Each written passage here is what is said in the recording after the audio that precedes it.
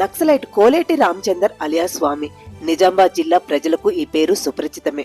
ఒక ఇంట్లో స్వామి దళం ఉంటే చుట్టుపక్కల చేరిన పోలీసులు ఏకదాటిగా కాల్పులు జరిపితే తన తోటి దళ సభ్యులు 5 మరణించినా ఆ పోలీసుల కళ్ళుగప్పి తప్పించుకొని హీరో అయ్యాడు స్వామి. అప్పటి నుంచి పోలీసులు అతన్ని టార్గెట్ చేసి గాలింపు ఉధృతం చేశారు. ఆయన కుటుంబీకులను వేధించారు. స్వామిని స్ఫూర్తిగా తీసుకొని అతని కుటుంబమంతా తుపాకీ పట్టి అడవిబాట పట్టారు. నూతన ప్రజాస్వామిక విప్లవం కోసం కొండపల్లి సీతారామయ్య నాయకత్వంలో తెలంగాణ ప్రాంతంలో నక్సలైట్ల కార్యకలాపాలు జోరుగా సాగుతున్న కాలంలో నక్సలైట్ దళ నాయకుడు జగన్ అలియాస్ శీలం నరేష్ నిజామాబాద్ ఉమ్మడి జిల్లా సదాశివ్ నగర్ ఇస్రోజివాడ గ్రామానికి తరచూ వచ్చేవారు.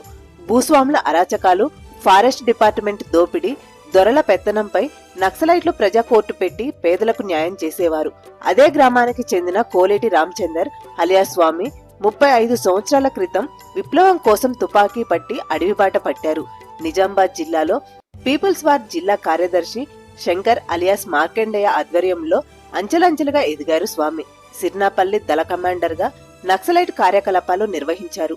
పోలీసులకు సవాలుగా మారిన స్వామి దళం జక్రాన్పల్లి మండలం పడ్కల్ గ్రామంలో గైండ్ల గంగారెడ్డి ఇంట్లో తలదాచుకుంటే సమాచారం తెలుసుకున్న పోలీసులు ఆ ఇంటిని చుట్టుముట్టారు. 1999లో పోలీసులు స్వామి దళం మధ్య జరిగిన ఎన్కౌంటర్ లో తోటి 5 దళ సభ్యులు తుపాకీ తూటాలకు బలయ్యారు.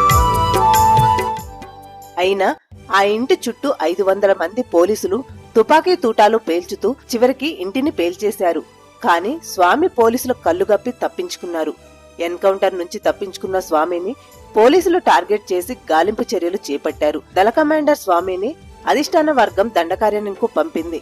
అయితే స్వామి భార్య సులోచనను పోలీసులు స్టేషన్ కు పిలిపించి స్వామి లొంగిపోయేలా ఒత్తిడి తెచ్చారు. దీంతో తన భర్త స్వామిని స్ఫూర్తిగా తీసుకొని సులోచన దండకారణ్యంకు వెళ్లిపోయింది.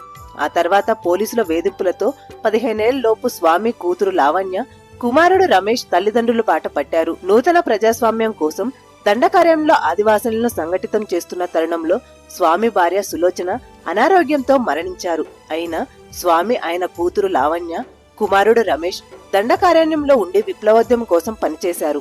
అయితే దండకారణ్యంలో పోలీసులు గాలింపు చర్యలు ఉధృతం కావడంతో స్వామి కూతురు లావణ్య పోలీసులకు పట్టుబడి జైలుకెళ్లారు. కేంద్ర హోంశాఖ మంత్రి అమిత్ షా ఆదేశాలతో పోలీసు బలగాలు జరిపిన ఎన్కౌంటర్ లో కేంద్ర కమిటీ సభ్యులను ఖతం చేయడంతో మల్లోజుల వేణుగోపాల్ లాంటి చాలా మంది లొంగిపోయారు. కుమారుడు రమేష్ తెలంగాణ పోలీసుల ఎదుట లొంగిపోయారు. కానీ నమ్మిన సిద్ధాంతం కోసం స్వామి అలియాస్ రామచందర్ ఇంకా దండకారణ్యంలో వెస్ట్ జోనల్ బ్యూరో సెక్రటరీగా పనిచేస్తున్నారు. ఏదేమైనా స్వామి కుటుంబం అంతా మావోయిస్టు ఉద్యమంలో పనిచేసిన వారే. మారిన పరిస్థితులలో తలో దిక్కు అయ్యారు.